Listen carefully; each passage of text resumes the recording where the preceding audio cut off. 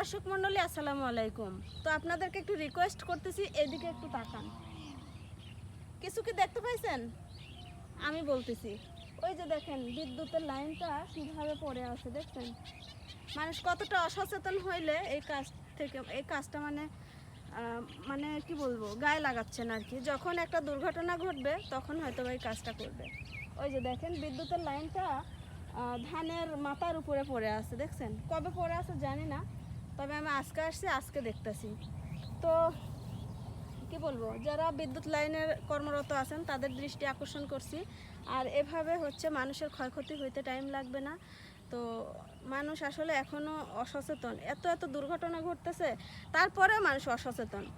সচেতন কবে হবে? আমরা বাঙালিরা আসলে কি বলবো, মানে বুঝি কম চিল্লাই বেশি, সেরকম হইল। তো দেখতে পাইছেন অবশ্যই।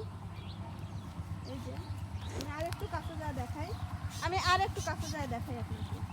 এই যে দেখেন, দেখছেন বিদ্যুতের লাইনটা কিভাবে পড়ে আছে? দেখছেন বিদ্যুতের লাইন? এটা কিন্তু মেন লাইন, তাই না মিশু? এটি কিন্তু মেন লাইন, একবারে মেন লাইন থেকে হচ্ছে তার নিচে পড়ে আছে। হয়তো এখনো ওইভাবে বলছে কিন্তু গায়ে লাগায় নাই।